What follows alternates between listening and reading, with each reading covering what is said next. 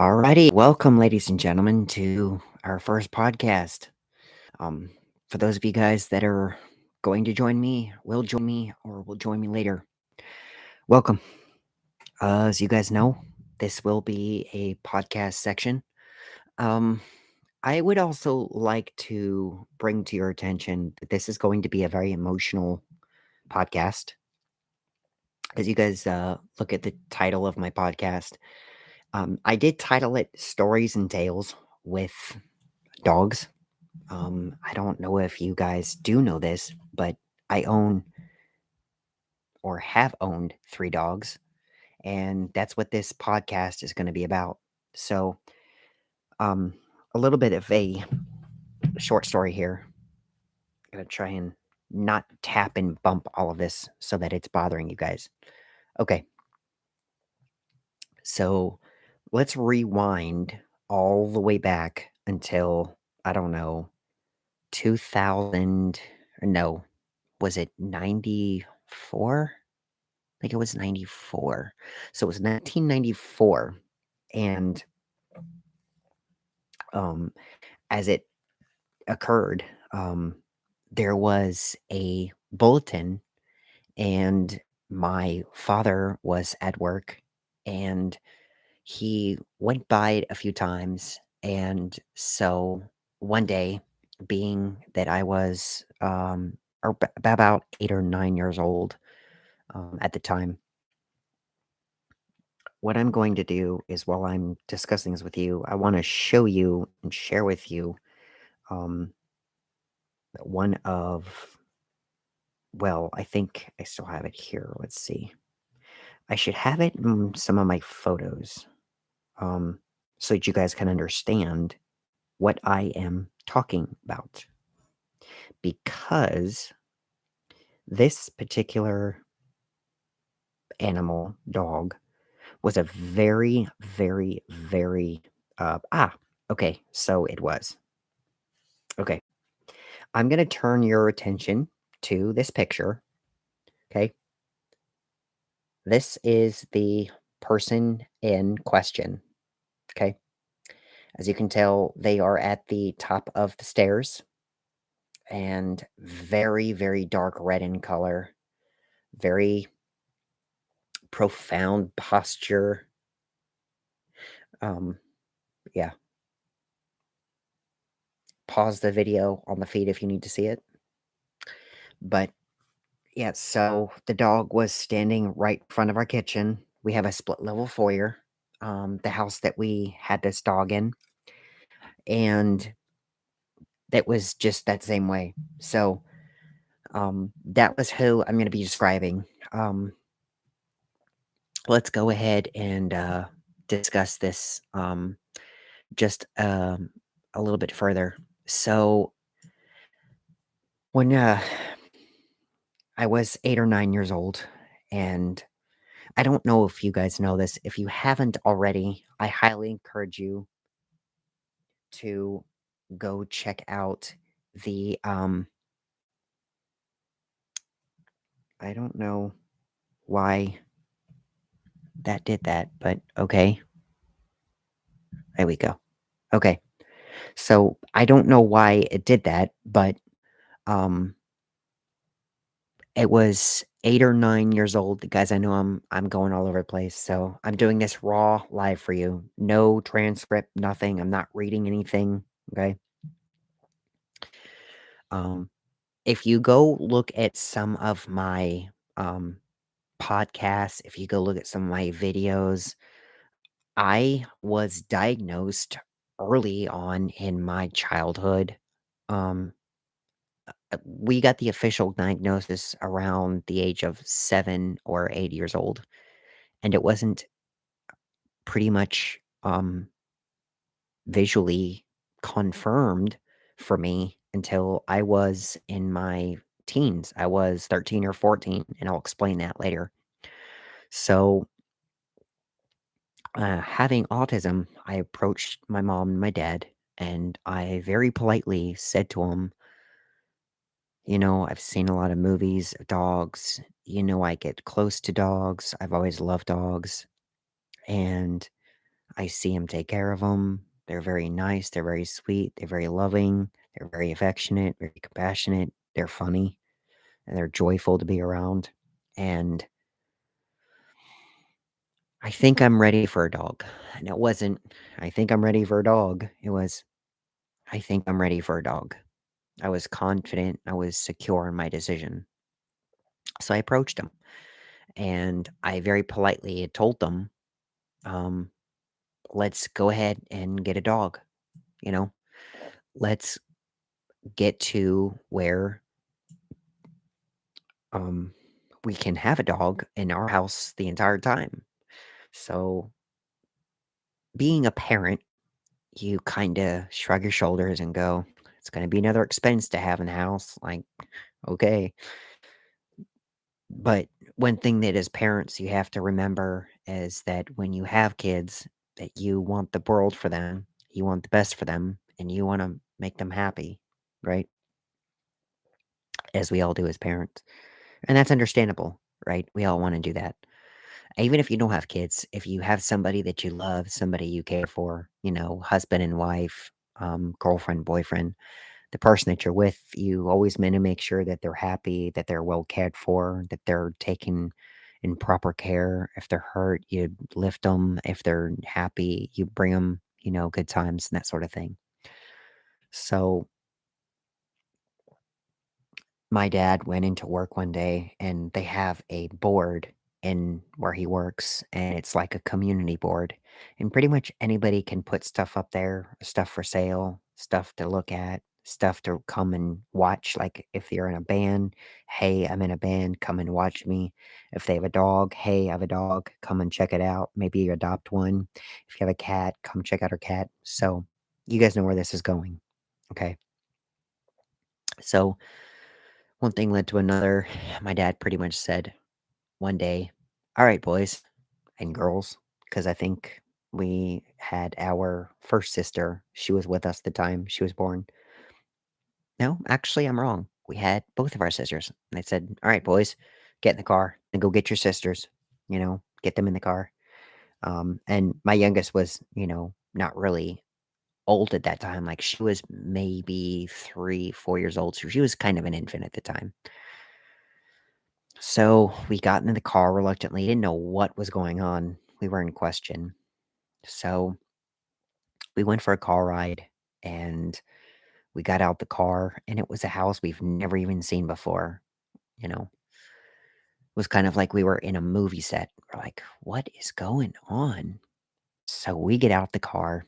We basically leave the car door open and we go up to this house. I go up to this house and I smelled something fishy. Like they weren't cooking fish, but I smelled and sensed something fishy. Like Spider Man, when he gets that seventh sense tingling, like he just knows something funny is going to happen or go down.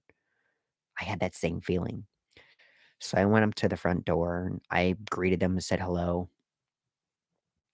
And y'all, to my surprise, there was two dogs that showed up to the door.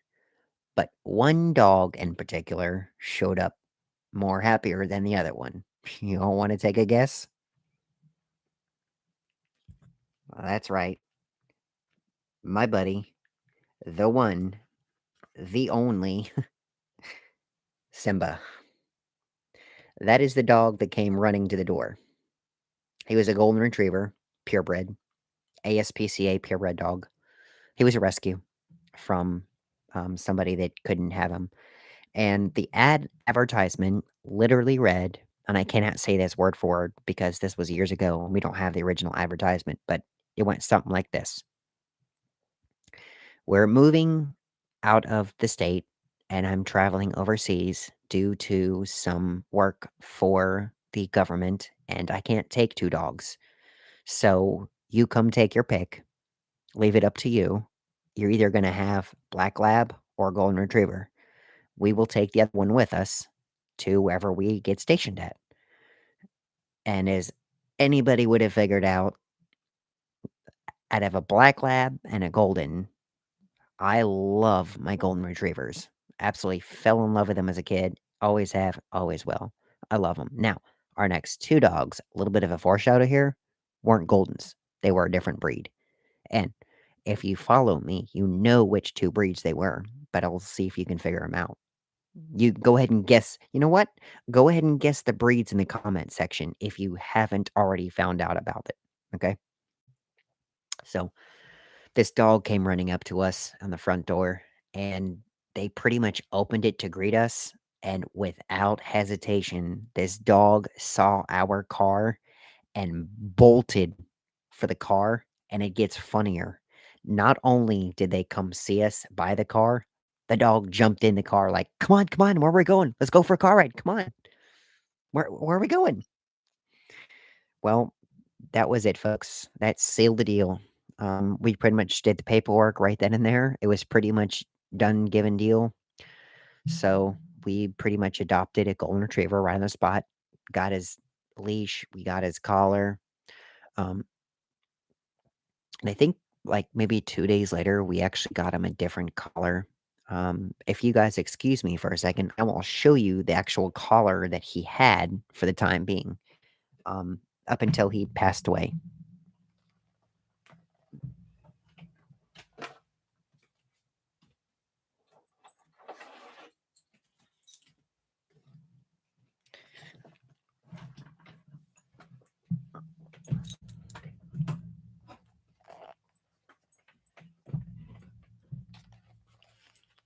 Okay, so you guys can kinda hear the jingle, it's no surprise. So, I'm gonna do my best to show you and explain and describe what it is. Now, keep in mind, this is from 2005, okay? So, this was pretty genuine leather.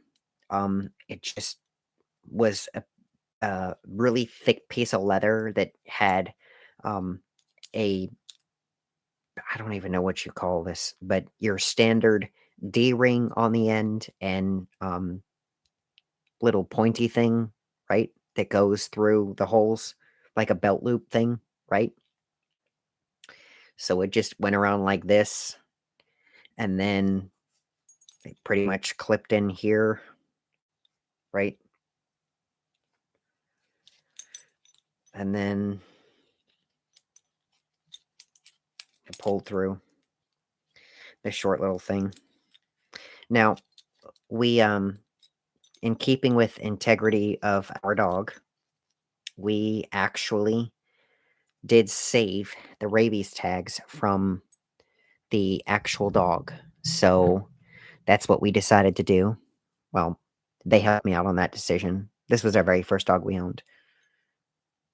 Um, but yeah, so you can see the D ring right there. And as you can tell, we actually had a brass slash copper name tag made. And it is upside down. Wow, way to go, Sean. Okay, so there is the tag, right? I'm showing the microphone. There is the tag. Okay, it's a little rubbed off, and I apologize, but so yeah, we have the animal county tag still left on there, pretty roughed up. Okay, but yeah, this was his dog tag. I'm sorry, dog tag. This was his dog collar, pretty thick for a dog of that size. He was 100 pounds when we got him. He was a big old boy. And let me put this in perspective. That boy was 100 pounds of muscle. Wait till you hear the story that I tell you in a little bit. All right. Okay.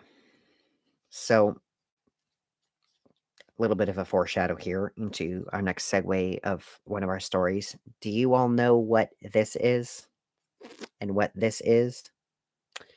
So, for those of you that don't know, this goes in like this, and we hook it in like that, and it actually so this part here comes unhook, and this part here goes on the inside, and it's done like this. So, I don't know if you still have it or if it's still around, but this is the invisible fence color.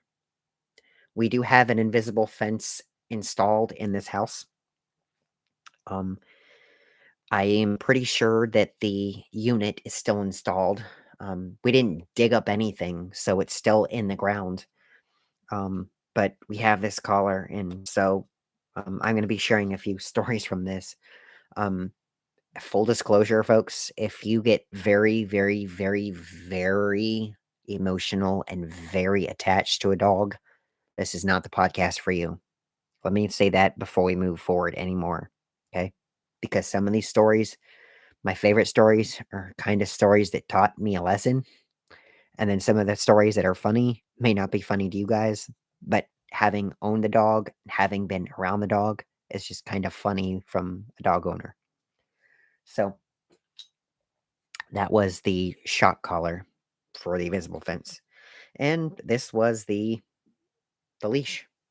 This was the leash that we had. I don't know if you guys can tell, but it is genuine leather and it's pretty much made in the same material that the dog collar was made out of. Okay. And this just clipped right in him like that. It's showing some signs of wear and tear. And then your arm would go through here, and then we would hold him. And this dog, let me tell you, this dog could pull all of us. And we were pretty strong. Okay. Um, as you get old and as you age, you start losing some of your strength. This dog was no exception. This dog could yank all six of us. Granted, the youngest one wouldn't have been able to have that power anyways because we wouldn't let her, but yeah, nonetheless. So you guys got a good look at it? You guys got a good visual on it? Okay. This is the only one that I have in my possession. I do not have any of the other ones from the other two that we own. Not to say that we don't have them anymore. I just don't physically have them for this podcast. Okay.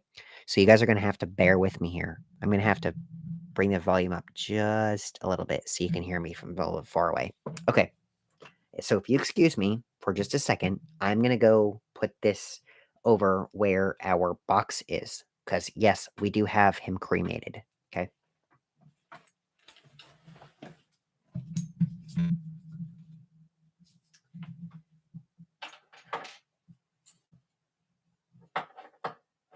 Okay.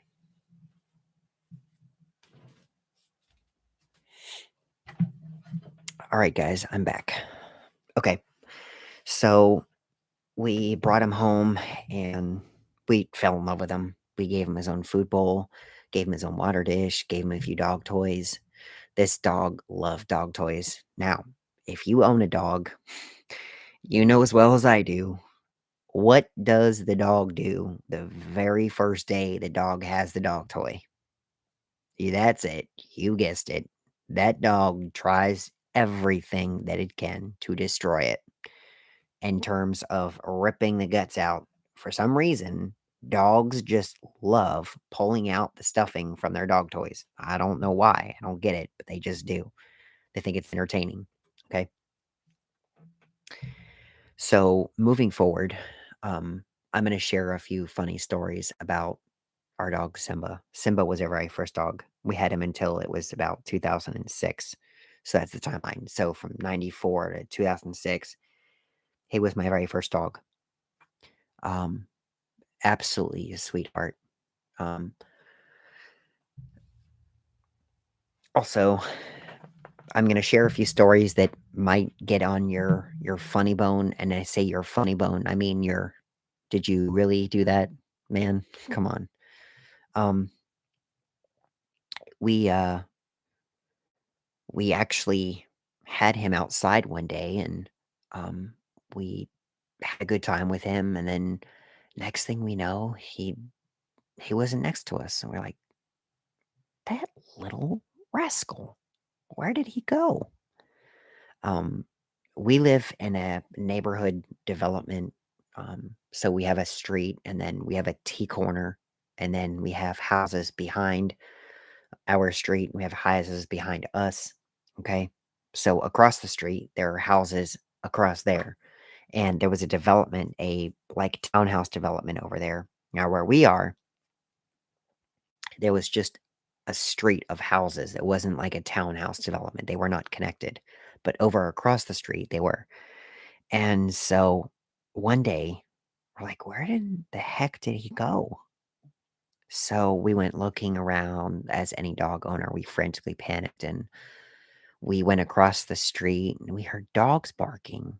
And we're thinking, wait a minute, that sounds an awful lot like a bark I recognize. Well, sure enough, we went over there. Do you all want to take a guess as to where we found him? Yep, we found him in the neighbor's house. Do you know why?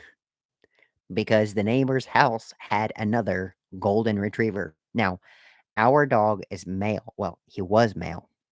She was a female. They had a connection, we found out later on. There were no puppies.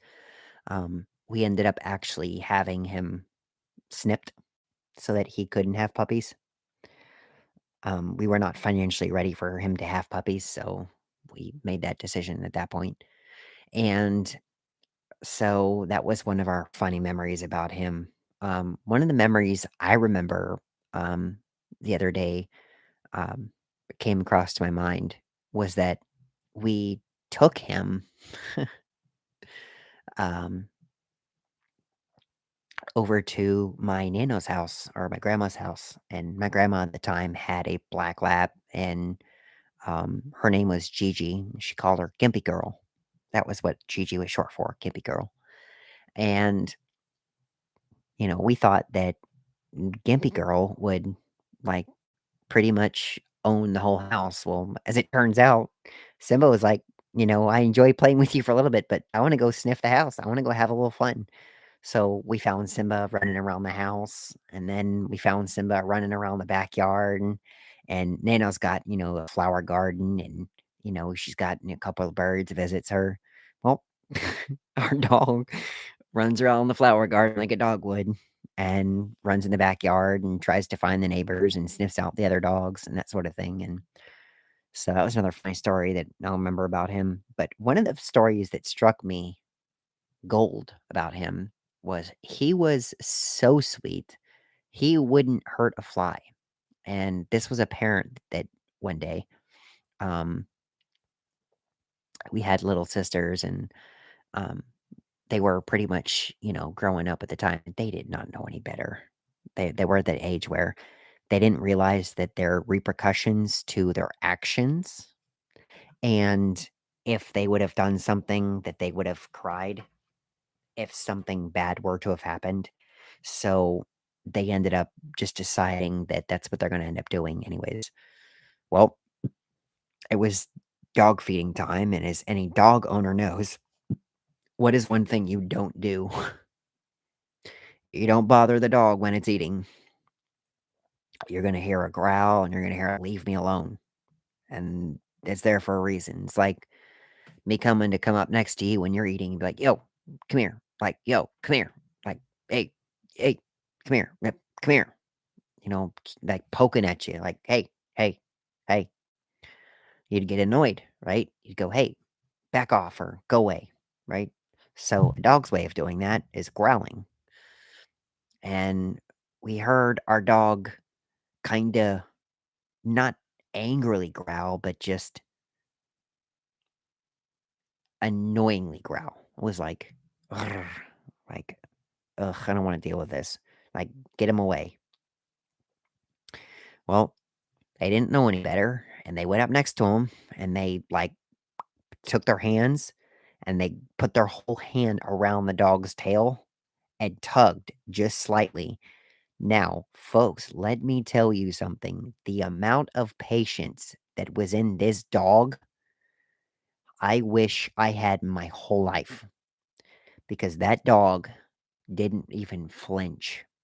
Like she could have went up and pulled the dog's tail like quite a few times. And the dog was just eating dinner and didn't even flinch. I was like, you're gonna ask for it one of these days. Um, so that was one of the stories that struck me. Now I'm also gonna share a funny story slash memory with you. This is in memory of my I say in memory of it, responsibility from my sisters, okay, because they're the ones who organized and did this. They were in grade school at the time, and they were, having a good time, having a good time with my dog. And I say my dog, it was our family dog, but I was the one who originally picked it out, so I'm going to call it my dog. And you'll later find out who each of these dogs belong to. Um, and I don't know if you'll be able to figure it out, but if you can, you're an amazing people reader. Holy cow! Okay, so my dog um, was in our sister's bedroom, and they were making a lot of racket, and I was trying to figure out what the heck is going on in there. So I go in there, and they're dressed up, and I'm like, they're dressed. Wait a minute. Why does our dog have sunglasses on his face? And it dawned on me that they were playing dress up with my dog. They legitimately tried to put my dog in regular human clothes. You talk about a funny story, folks. If you've ever tried to see someone go down the what do you call it? When you go down the catwalk. Yeah, there you go, the catwalk. Okay. Like in a Broadway show, the catwalk, you know? So it went down the runway. Oh, there you go. It's the runway. Okay. So they went down the runway. It's like my dog was going down the runway in human clothes. It's funny. Um, what are some other memories I have of him? One of some interesting memories that we discovered that he was able to get out was so our house has a fenced in property area. Our house is not fenced, but it has a fence that surrounds the backyard, right? And back in the day, we actually had a treehouse that was there, and it was all built, and it was in terrible condition. It was meant to be fun, but it just rotted from all the rain, and it wasn't taken cared for, and it started making puddles and yada yada yada. It was not designed for. It was not well cared for. Okay, long story short, I'm not even front with you guys. So but over by there was a corner of our yard where we had a fence, and this fence had a gate, and this gate had a wooden latch, all right? So it was a metal gate that just swung open, right? And you know those old like flower bed logs, those wooden logs, right? That you see at hardware store, okay? That are kinda like oval round and then flat on the top, right? They kinda look like this, right? You guys get me? Okay. Well, imagine those as the top, the middle, and the bottom, truss that goes across, and then imagine that as the post, okay? So imagine them just sporadically placed around the backyard, okay? That's our fence. Now, imagine just some random 2 by 4s nailed together with another piece of wood, just sloppily put together. And then the only thing to secure this is this screw or this nail, not nailed in tight, but just nailed in so that wood would go back and forth. Like if I took a nail and I nailed this piece of wood in there, the hole would be bigger than the nail. So it just freely rotated. Okay. So this little latch would go up and down. Now, if we weren't paying attention, oftentimes we would leave the latch open. Being that our dog was smart, we found this out the hard way. Our dog would take his nose and he would nudge the gate to try to escape. Like, haha, can't escape now. And he kept trying until one day we left it open. Not the gate open, but the latch. We left it open. He nudged it, was able to get more. He's like, I'm free. So he darted across the street. Luckily, there were no cars. And little bit of a disclosure. You might want to close your ears later on because I'm about to tell you a story that's very dark and very emotional. So Heads up. Um, and so where do you think we found him? Sure enough, we found him over that house that I described to you earlier, across the street. Um, and so yeah. Um, that was one funny story about how we found out our dog had escaped because we actually caught him in the act of doing it. At first, we didn't know we did that, but one day, we have a platform that is attached to the upper portion of our split level foyer, and so the back deck is raised on some stilts, and it covers the ground level, like where my room is, it's where the ground level is. So we have a raised split level foyer. Okay. Well, I was standing up on that balcony, up on that platform type area that was upstairs. And I looked down. I'm like, you have got to be kidding me. He figured this out the whole time. And then I walked around. And so one thing that we did was we ended up leaving him to go out the back, and he would trot down the stairs like a dog would, and he would go down, play in the backyard, and then he would go over to his gate and try and nudge it. And so one day, knowing that he could, I went over and I basically stood there with my arms crossed and said, "Try it." Sure enough, you know what he did? He trotted down the steps, went all the way, like he didn't even hesitate. He just walked around the back and nudged the gate and was like, "I'm free," and darted. Now, granted, I called his name. I went, "Simba." He was just a dog in doggy heaven. He was not gonna answer to nobody. So he darted over to the dogs, and eventually we're like, "Okay, we're gonna have to go get him." So that was one of my, funny/interesting stories. But I think one of the most memorable stories of him, um, is unfortunately related to the collar I showed you earlier. So when you get electric fence, you actually have to train your dog to understand where the boundary is and the way it works. Hold on one second.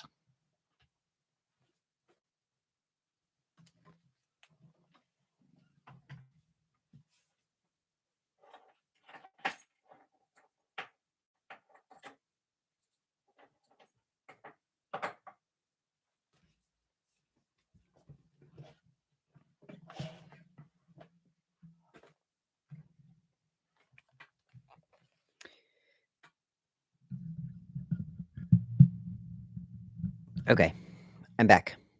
You guys hear me good? Okay.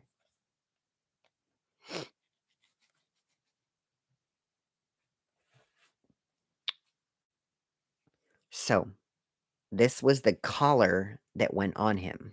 Okay. This is the actual physical device. Okay. Now, underneath there, there's a place for a battery, and you put the battery in there, and it lasts for quite a while. But so it goes on the dog's neck just like that. Okay. Like I was explaining to you earlier, where the prongs go onto his neck. Now, the dog can hear this. Okay. We have a hard time of hearing it because of the pitch that it's got, but the dogs can hear this. Okay. Now, there's a trainer that they give to you to train with it, and it goes beep, beep, beep, beep, beep, beep, beep, beep, beep, beep, beep, beep, beep, beep, beep, beep, beep. And then it goes up into a high pitch, and then it basically zaps the dog. Like it warns the dog, you're going to get zapped. So I'm going to zap you. Okay. So one day we had to teach Simba, like, okay, um, you have to hear what it sounds like, and then we're going to put it on you. And the dog was reluctant to do it, but we didn't let him anywhere near it. So We let him run around, that sort of thing, inside the house with it, get used to it, and then we had to take him outside. Now, in order for this to be effective, you have to shock the dog for the dog to understand and put the connection together. If you cross the line, the dog will get zapped, okay? And it's not like when a wasp would sting you, it's that excruciating pain that lasts and lingers. Think of when, um, you initially would get, um, like a small prick, right? Just a small teeny prick. It lasts for maybe a millisecond of a second, and then it goes away. That's what it does to the dog, right? But so you gotta let the dog cross the line for it to understand this. So that same next day, we went ahead and put on the dog, and we got on the other side of the line that he's not supposed to cross. And we called him, and we lured him with treats, and we lured him with food, and we're like, "Come on, you can come get it." And he came over, and unfortunately, he got zapped. So he's like, "Oh no, I'm not doing this again." So he was a smart dog, but we also had to teach him that not only if you cross one place, if you cross anywhere else, you will get zapped. So we had to teach the dog, right next to the driveway, you can't cross there. Um, you can't go over by the sidewalk, can't cross there. Now, our dog got used to it, so he wouldn't cross the line. Well, as any dog does when he gets excited or she gets excited, what is one thing that dogs get excited for? And we're going to rule out treats and we're going to rule out their owner. Those are two things that we know it is rewarded for. And we're going to rule out toys. So, what is the only thing that is left? That's right, you guessed it. Other dogs. Well, my dog was a very friendly dog, quite friendly, loved other dogs, and he wanted to be with other dogs. So, one day, unfortunately, we found a dog walk up the street, and our dog got out, got free, and chased it. So, guess what happened? You guessed it. Bzzzt, bzzzt, bzzzt, bzzzt. He got zapped 5, 6 times. Man, he was determined to go see that dog, man. But that was probably one of our OMG moments. Um, I am not going to tell you some of the traumatic stories because I think that this is just going to be like a happy place. But um, I am also going to share with you that unfortunately for my very first dog, I wasn't even home when the dog left us. Um, I was on a family trip. And when I say a family trip, it wasn't a trip that we could just get in the car and go home. Um, I was living in Virginia at the time, and we were vacating in California. And if you look at a map or a globe, or if you just are very geographically inclined, that's on the other side of the United States, like all the way on the other side.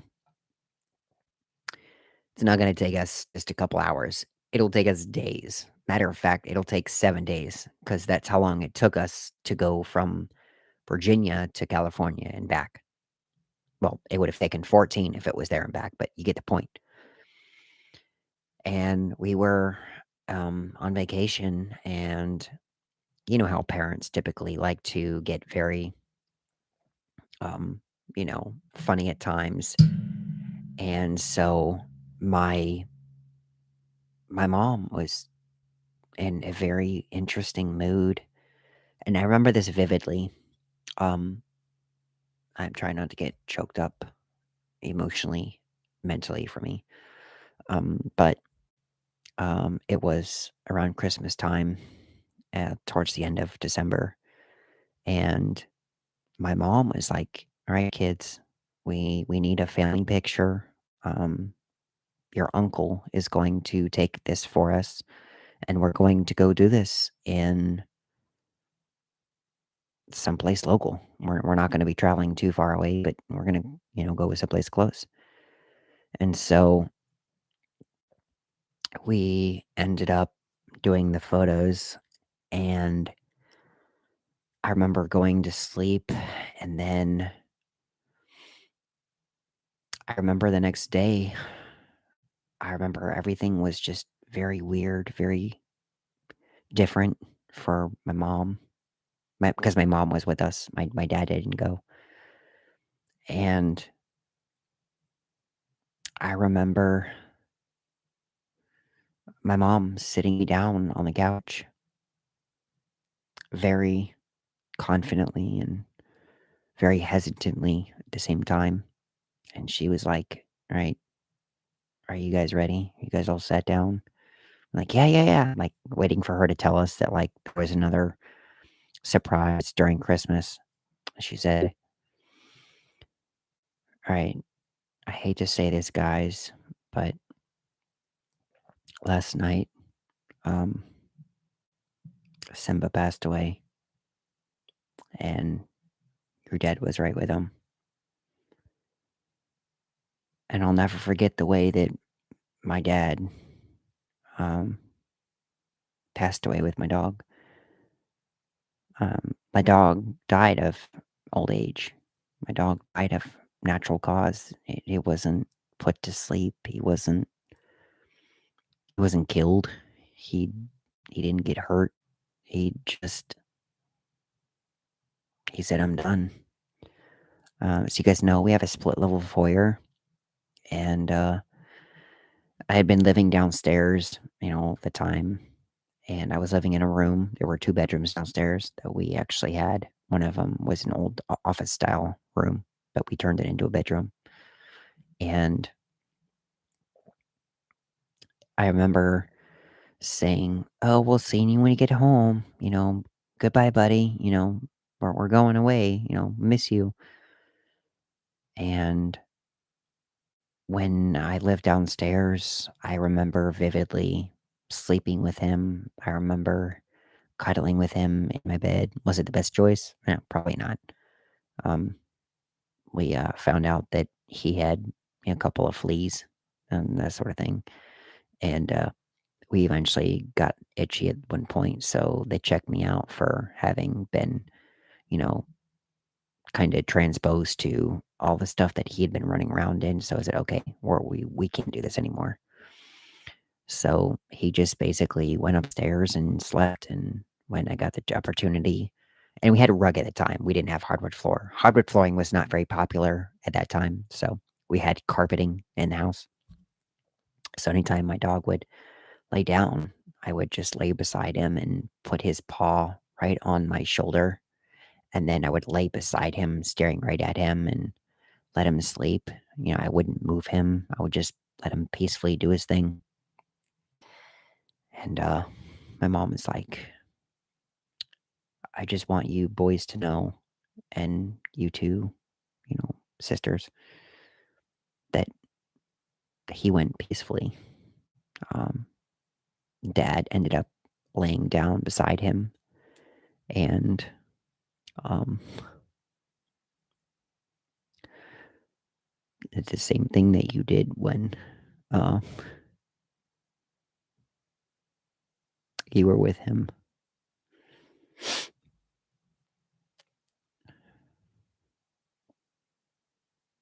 And so that's how our first one passed away. Y'all, let me tell you, having a dog changes you forever. Having a dog as your first dog changes you forever. But let me tell you, folks, the biggest lesson that I ever learned, I learned from my first dog ever is that when you say goodbye, make sure that you say goodbye like you mean it, like you intend it, like it's the last day that they will ever hear that from you. Because I wasn't even there to say goodbye to my dog when he passed. I didn't even get to see him. I come home and I walk in the front door. I expect to see him, like like the picture.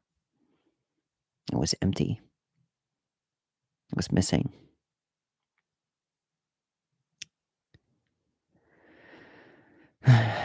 So he passed away in 2006 when I graduated high school. God, it was hard. My high school graduation would have been fine. It would have been great. But I went on in high school. I graduated in June and my dog passed away December 29th of 2006, actually. Or was it 2005? I think it was 2006. Yeah, I think it was 2006. And it was very difficult to deal with. Very, very difficult to deal with. So that was our first one. So, um, one thing that they don't teach you is that you should never replace your dog right away. You have to have some time to mourn with your dog.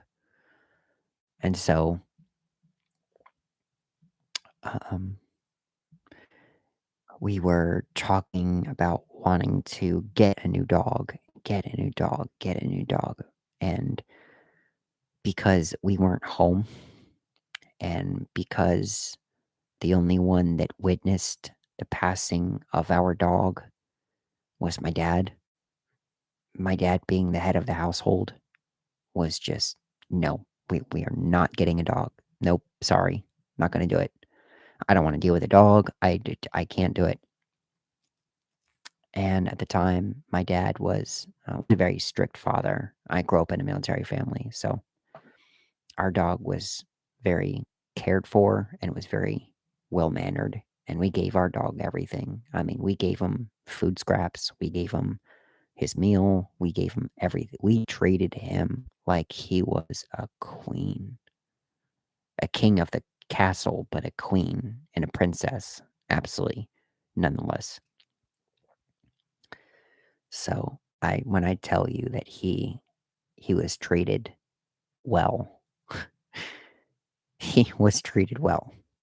Um, but so he was our very first one and our very first real hard loss for us. It was a very emotional loss for us. And so it was 2006 and 2007 was a year, 2008 was 2 years, 2009, 3, 10, 4, so on and so forth.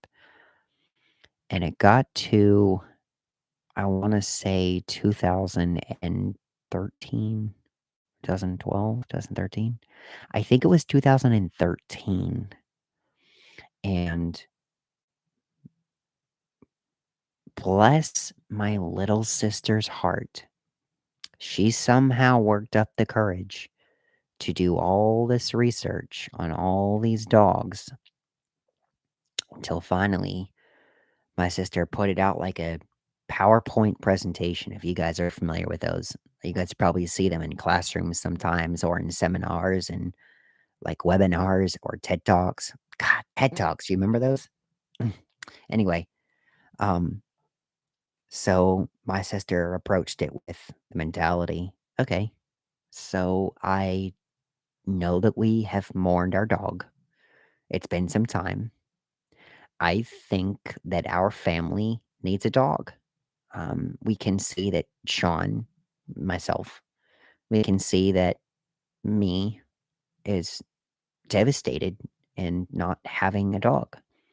And my sister, Haley, at the time, um, was devastated too. She was in her teenage rebellious phase. She was just going through that time in her life. And so God bless my little sister's heart. And so both my little sisters are like neck and neck. Like they are connected. They just know one another. They get each other, right? So they were always two peas in a pod. Like they were just on the same page every single day.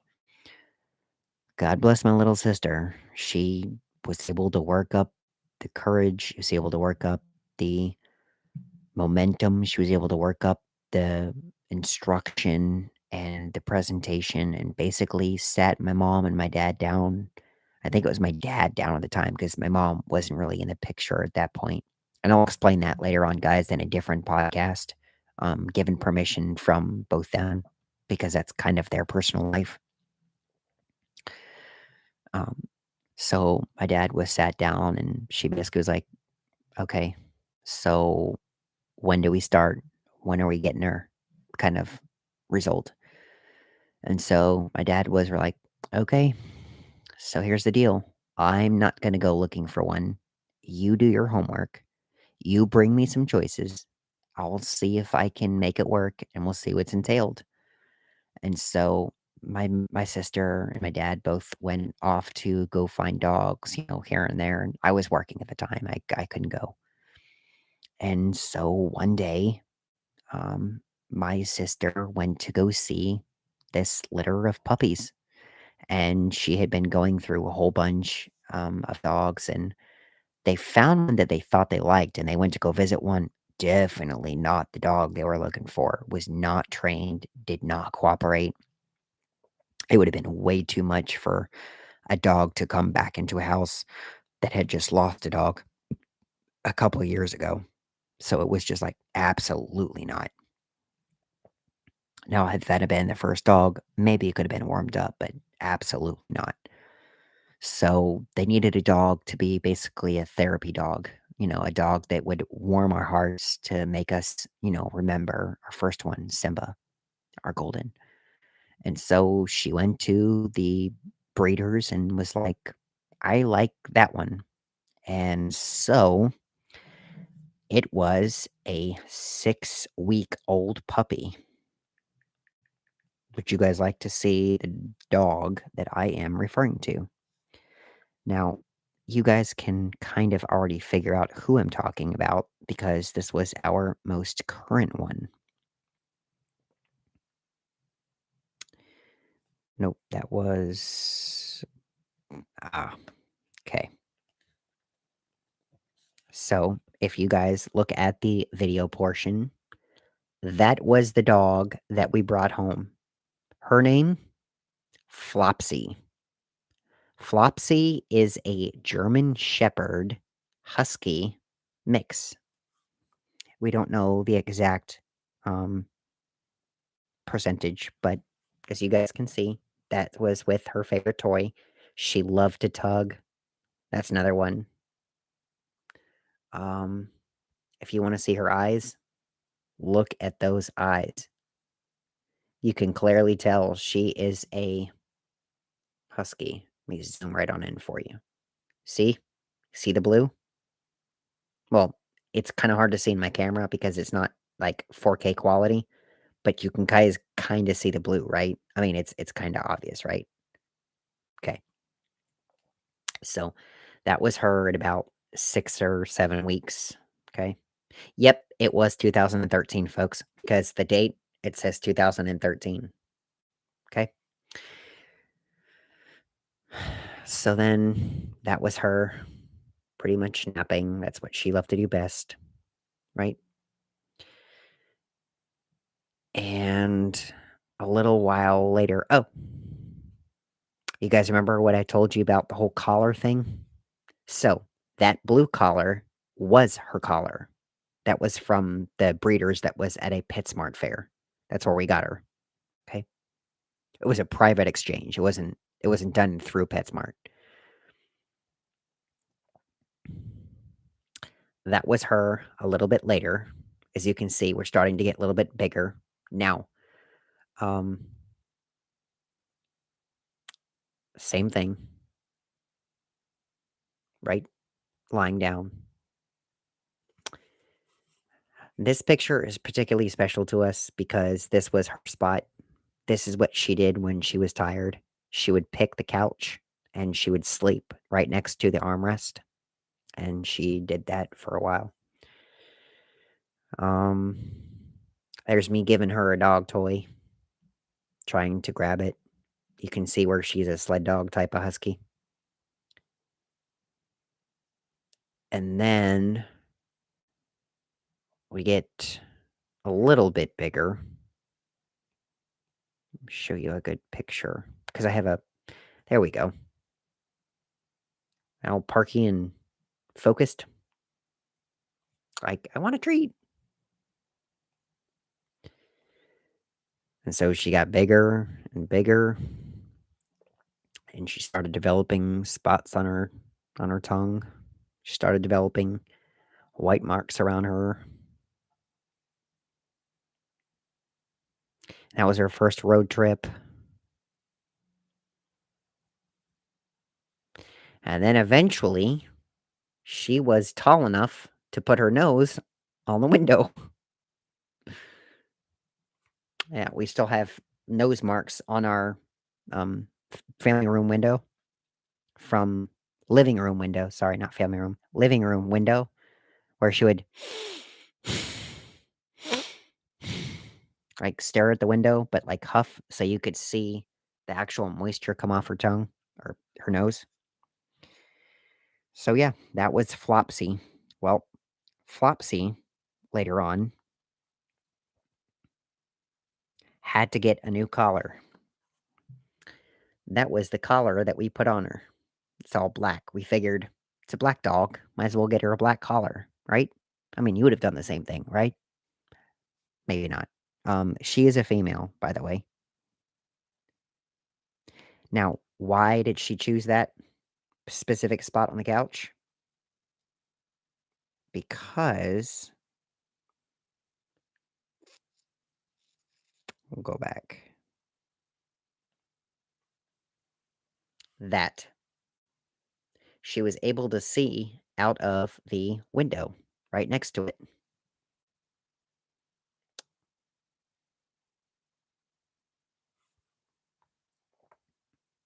That was an old friend of mine. Trying to see if I can spot. Yeah. Okay. So this window right here is the same window that you saw in the previous picture. Okay. There you go. Okay. So you can see that she's got a pretty good view of the whole front yard and inside of our house. Now, if you own a dog, you know that a dog is very territorial at among its own home. So anything that's different to our dog, my dog would bark. Well, she's no exception. She would always bark. Okay. And then I'm going to share this picture with you because this is actually one of my funny stories relating to our dog, my second dog. What do you spy? I spied dog ears. So she's not sitting down, she's actually standing up.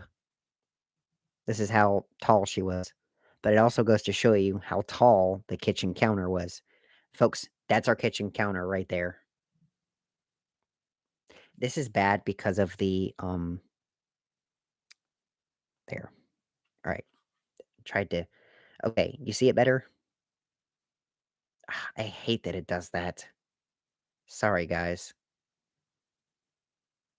See? Okay.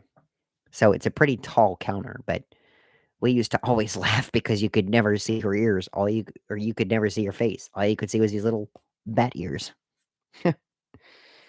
um, and then eventually she just got older for us. As you can see, the white next to her muzzle. That was the way she sat. And then this was her at the vet. This was just recently. Just a happy, lucky dog. Can see her laughing, smiling, having a good time.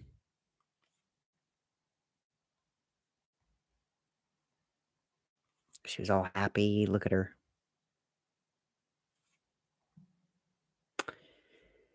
And then that was us trying to console her. And then if you guys get emotional, turn away, please. This is when we officially found out she left us. This occurred at 10:10 a week ago, on the 17th. That was her final resting place. So I'm gonna share a few funny stories for you guys. And I apologize that this is a very lengthy podcast, but I think that this podcast needs to be lengthy because um, these are stories to tell. Okay. And I also would like to share how we got to owning our dogs. Um, I wanted to share my very first one. It's actually a really funny story. So we are in the kitchen, and I don't know if you guys could tell, but the countertop and some of the other photos, that was the kitchen that we were in. So in that specific kitchen, um, we were fixing. I think it was like potatoes at the time, right? So we needed butter, sour cream, and our secret ingredient is cream cheese to make it taste good. Well, we had the cream cheese out, we had the butter out, and we had the sour cream out. Now, you would think that the dog would have gone after the sour cream. So we walk away, go take care of some things, and then we come back and we get ready to start dinner. And we notice that one of the ingredients is missing. We also notice, hmm, that's funny. Our dog is also missing. Not as in out of the house, but usually our dog is very attentive and right beside us as we're eating. And if you guys own dogs, you know dogs are very non-poker face-ish. Like they have poker face written all over them. Well, she was no exception. We found her with her head down, moping around. Like, oh crap. Well, ladies and gentlemen, that is the first time and the last time we ever figured out that our dog had eaten an entire 8 ounce, or I'm sorry, 8 tablespoon worth stick of butter. Yes. How a dog can ingest that, I don't know, but it did. So, anyway, we found that out the hard way. So that was one of my favorite stories that to tell about her. Um, what are some other funny stories to tell about my dog? Um, I think when we originally had a couple of um like things to go get up on, our dog thought, "Oh, I can jump up on anything." And so it did. But ladies and gentlemen, what goes up must come down. That was one time where she got up on the couch and she tried to jump off and she somersaulted off. It was pretty funny. Um, what are some other stories to tell you guys? Um,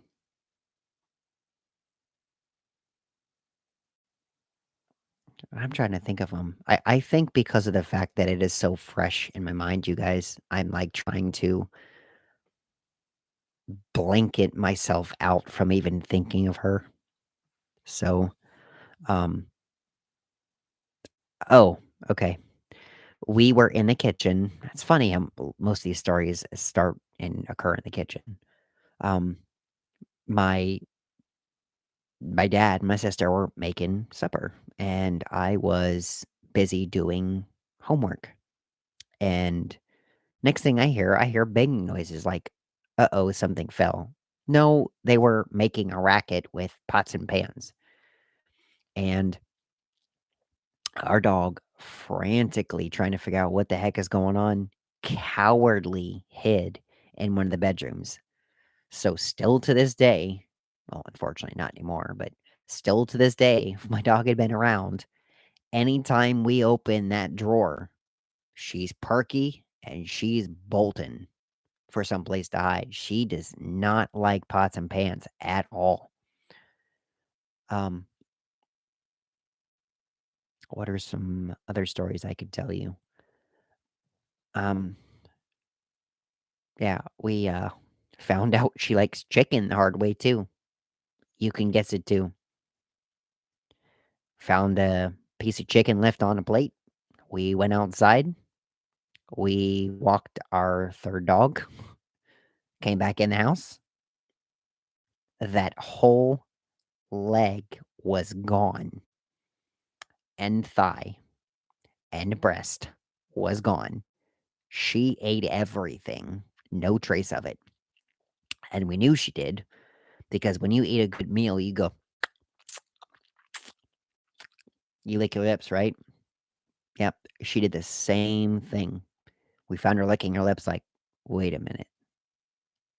We didn't feed you yet. Why are you rascal? She ate the whole thing and didn't even tell us. So, needless to say, she didn't get a whole portion at dinner that night. um, oh, okay. So this kind of goes along with dogs being a dog and dogs wanting to explore and our first dog. So, my dad is on a walk with the dog. And by the way, have any of you figured it out yet? Who do you think the second dog belongs to? I'll give you a hint. Who you think it belongs to actually doesn't. Okay, so I'll continue the story. See who has their sleuth up their nose and their hands and their wrists, like a detective.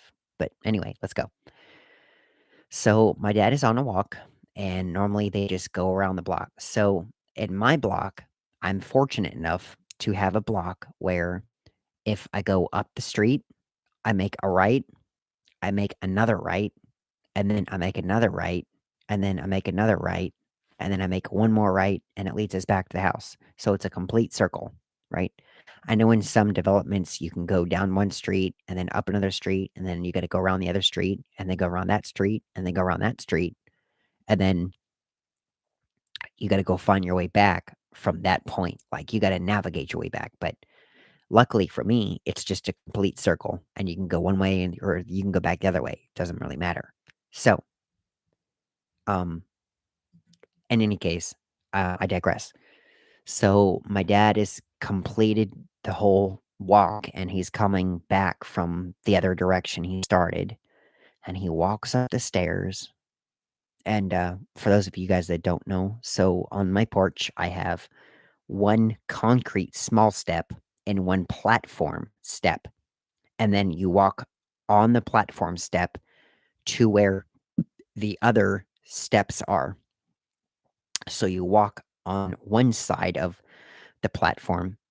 All right. So if you're looking at the front door, you're going to see all the concrete steps go up to the front door, but there's a platform on the side that connects to it.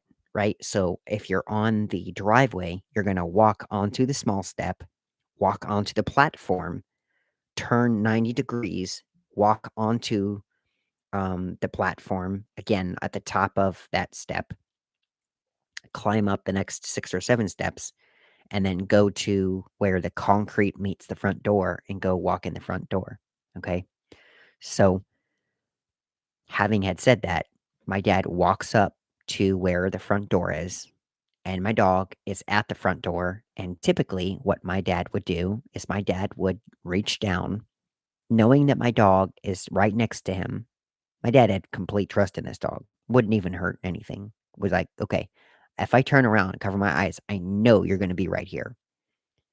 That was a mistake. Big mistake. My dad reaches down and unclips her collar from the leash and doesn't really jangle it, but grabs the leash, and it was retractable at the time. We put her on a retractable leash for that reason because she can kind of free roam. She's a husky, and huskies like to lead whatever they're doing or wherever they're going, so they like to be out in front and like to pull us. And I'll tell you, oh, that's another cool fun story. Um, and so she looked up the stairs. My dad had opened the door.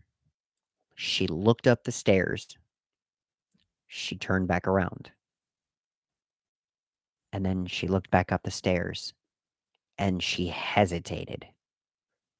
If you own a dog, tell me what you think happens next. You guessed it. She bolted back behind him and ran across the street, and she ran around the neighborhood. Folks, I am not exaggerating. It took us 2.5 hours. Have you guys ever seen Iron Will? Have you guys ever seen, trying to remember the other Iditarod movie where they have sled dogs and they're in a race. But basically, that's what she is. She's a sled dog. That's why she's not that big, but she's big enough and strong enough. And that's why she never got any more bigger than how big she was, right? You think she's a medium sized dog, and she was for her size, but she was a large dog for her breed. Okay. She would tug and tug and tug, and she never played, like, real physical tug-of-war with us, which was crazy because we thought she would be good at it, but she just never really had that kinda interest. Well, one day, my dad actually bought a Suburban sled thing, right? It was like a, what do you call it? Like a razor scooter type thing, but it had a leash lead in the front, like, you could attach a leash lead to it. Well, what do you think my dad did? Clipped her into it, went over up there, she took off. My dad went flying down the neighborhood. It was a lot of fun. I'll have to ask him what his thoughts were on that note. Um, Towards the end of having her, we just discovered that she would just start using the restroom in the house, and she just developed bladder habits, and it was just it was bad. And then we took her to the vet one day, and my mom and my dad were gonna go hang out and go see, a close family friend, a couple hours away, and so in order to do that, they were going to have my dog babysat at the local shelter, and, like a doggy hotel type shelter where they take care of the dogs, not like shelter as in, "I'm gonna hold them, and if not, we're gonna basically hold them and keep them content," sorta thing. So she liked to be there. Well, in order to go there, she has to get her shots. They call it the Bordetella shot. It's basically like a rabies and high infectious type thing to make sure that she's healthy and to make sure she doesn't spread it to any other dogs, right? Because they don't wanna be held liable for that. So it was a preventative measure. And they said, "Well, unfortunately, there was no openings. Well, I'll let you know when we have one soon." And they said, "Oh, wait a minute. Let me look at my schedule here. It looks like we have a opening for 2 p.m. Bring them in at 2 p.m." Now, folks, I start working in the afternoon around that time, so I had no choice but to leave. And so earlier that day, I had gone upstairs around, I don't know, 10 a.m., 11 a.m. My dog completely healthy, completely fine. She was her own self. She was laying down. She was, attentive to us. She was affectionate to us. And she would stay on the couch, this, that, and the fourth. Well, one thing led to another, and my mom was like, I gotta go take the dog in. I'll see you later. All right, we'll be back home." My mom went there. I went into work. I came home, and I was like, "Wait, I'm gonna go get something to eat." Um, Actually, no, I came straight home, and I was waiting and waiting and waiting. I didn't hear nothing from him. I said, "Well, it's getting a little late. I need to go get something to eat before things close up." So I went to basically go have something to eat, and it felt weird to me in terms of my system, right? And so I'm like, I've got to do something. So I went, and at the time I was watching a football game. I was all excited, and I came home, and they basically told me that she had developed a massive tumor and they did not know what was going on. They might have to do surgery and fix her, so they're going to keep her overnight. And this was before I'd gotten home, and they basically got the phone call saying that she had developed a tumor in her and she was bleeding massive amounts of blood. And she collapsed basically at the vet. Like she flatlined. Folks, dog's blood pressure is supposed to be 120 over whatever. Do you know what her blood pressure was? 20. 20. Not 120. No, 20. She barely even had a pulse, folks.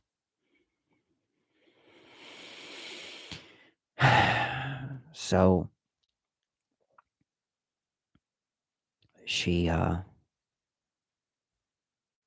she was going through a lot before that. She ended up having a lot of issues. She wasn't in pain, but if we'd had fixed her, she wouldn't have had a good quality of life for the remainder of her time with us. She would have been miserable.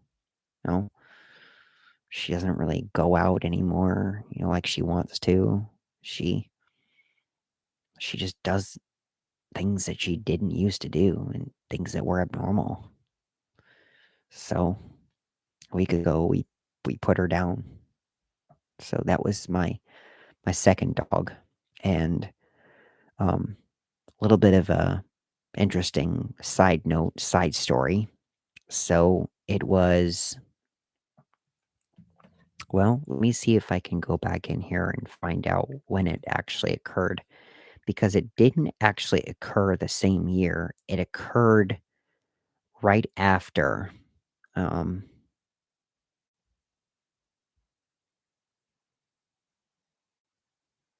oh, that's a bummer. Okay. So I unfortunately, you know what? I have it. So it was 2015. That is when we got Bear. Okay. So we had Juno for quite some time and a couple years, and we just knew that Juno wasn't herself and she was lacking something and she was doing some behavior that we could not figure it out what was going on. And she was trying to tell us she wanted a friend. She wanted to be herself. And so we looked into the ads again, like you guessed it, like we did with Juno. Um, and we found this guy. And PetSmart was doing an open adoption fair where you can come out, see them, take them home. If you like them, keep them. If you don't, bring them back. We'll find a good home for them. No questions asked. So we found him, brought him home. Instantly, my dog was not having it. Juno was not going to be okay with having another dog bigger than her, heavier than her, and older than her in her own house. Not having it. So they said, you know what? We'll give it one more week. If it's going to be like this, I'm sorry, but it's got to go.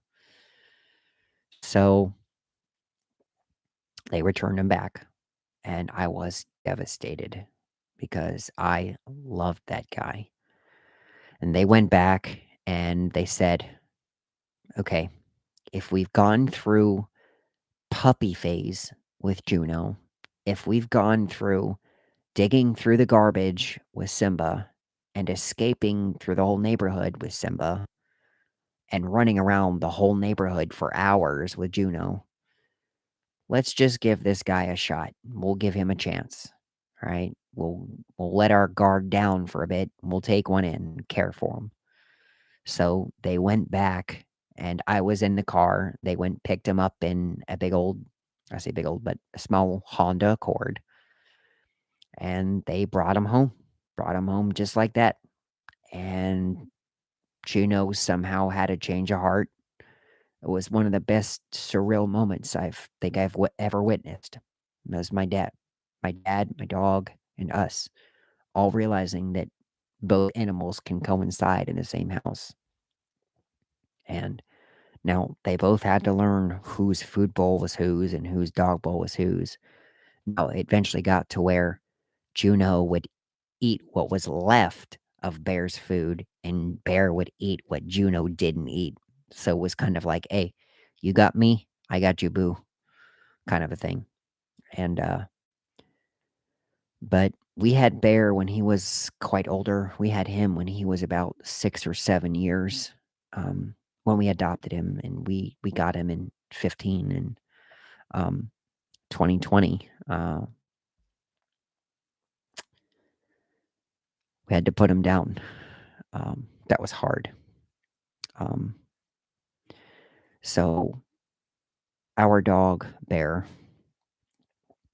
um, before we had to put him down, he used to love to go outside. He used to love to go on walks, but he got old and wouldn't go outside. He wouldn't go on his walk. He just didn't want to do nothing. He wanted to stay inside and confine in his own solitude and pretty much just lay down and do his own thing like a dog would. And then got to where he wouldn't even go out and go potty. We had to let him go out on the back deck, and he would just barely even squat, and he would just let her rip. And then one night, um, Bear tried to go downstairs after wanting to go on a walk with my dog, Juno. They would always love to go on walks together. And he fell. He fell from the third stair up. He tried to jump because he was losing his sight. He was getting blind. And we knew that because when he would go outside, he wouldn't go anywhere until we coaxed him, and he wouldn't walk down the steps until we coaxed him. He wouldn't verbally do anything until we guided him by his hand. So if we weren't around, he would basically wait till he thought he saw the bottom of the stairs and just jump the rest of the way. Well, when you're full of fluff and you're that big, he fractured his hind leg, and he would have been miserable with an operation on his foot. He would have not have been able to go upstairs. He would not have been able to go in the house. I don't even think he would have gone up the front porch steps. He would have just stayed in the yard all his own life. And to think that we would have to probably put him in a house outside, doghouse outside, It would have broke us so many ways. Um, and I'm sorry that I don't have a whole lot of stories, funny stories, about Bear for you guys, but, um, yeah. Um, so we decided that his quality of life rapidly deteriorated, and so we put him down. Now, unfortunately, we had to put him down in the middle of COVID. So COVID, it can kick rocks for me because I lost my best friend that year. Um, but um, one of the memories I remember when we got him, he was not a very vocal husky. We tried to coax him to howl like a regular husky. Now, Bear originally was named London Downs. London as in, United Kingdom, London Heathrow, London Downs. That was his real legal name, but we changed it to Bear because we thought he was a bear when we looked at him. I'm almost going on a hour and a half, folks. I promise I'm gonna wrap this up. Originally, I was only gonna make this about, Juno, but I own 3 dogs, so I wanted to share the story of all 3 dogs and how we had them and how they left us and some memories, some funny moments, and some maybe not so funny moments. Um, when we originally got Bear, we tried to coax him to howl, and at one point, we did get him to howl. Um, and so, um, when we got him to howl, he didn't really do it voluntarily for us, like, he never really did it on his own.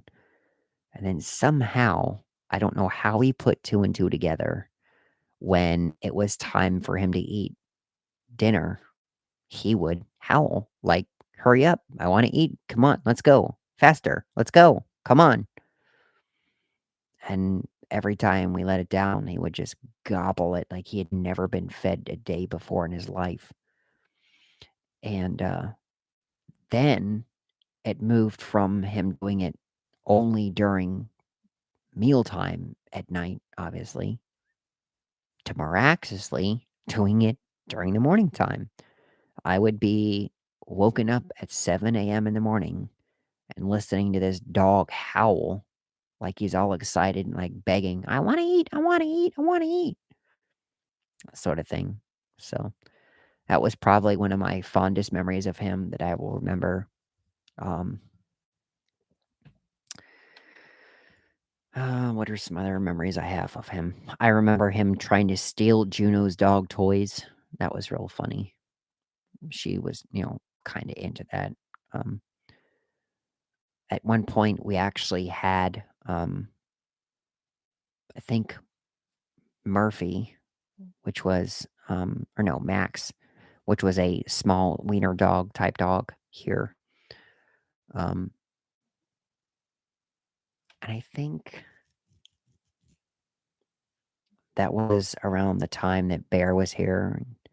Um, yeah, I got to see Bear at the same time. So we had a house full of 3 dogs, basically. One that wasn't ours and 2 that were.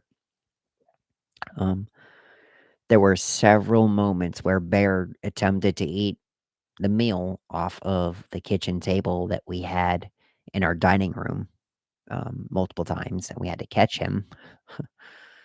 But eventually it got to where we just gave him scraps from the table anyways. Um, and he would not, like, be dainty. I mean, this dog would grab the food like, if you didn't have a glove on your hand, um, maybe like a leather glove on your hand, like um the zookeepers do when they use, like, hawks, how they have them perch on that glove. If you don't have a glove, like, that thick, you're not gonna get out unscathed from our dog grabbing the food from your hand. Um, keep in mind that this dog was, rescued, so we didn't teach him this. He just had this, I guess, from the prior owner. And so, yeah, If I have any more other stories, guys, I will definitely drop them in the comment section down there, um, and when I'm in there, or if you want, check them in down there, okay? If you're viewing them from a YouTube video platform, that sort of thing. It's getting late, guys, for me. I appreciate you listening to our first podcast. So, first of all, thank you guys. We've officially hit an hour and a half up here. Um, if you guys join us later, appreciate that. This was our very first one. I've got this channel officially registered to be able to do these podcasts with you. So, we're going to do some more content and stuff of that sort. And I plan on doing some more content about life with autism. So, stay tuned for that, guys. I have a lot more stories and a lot more content for you. But let me know what you think. Let me know what you want to hear. And share, do me a favor. Share some of your stories about your pets and your dogs with us. We'd love to hear them. Maybe we can go back and forth and, um, talk about owning pets and funny things and this and that, the other, and lessons you learn when owning a pet, that sort of thing. So, anyway, guys, I appreciate that. I'm going to go ahead and head on off, but you guys know the drill. You guys know the way that we sign out. Are you ready? Do it with me. I'm Sean. I'm out.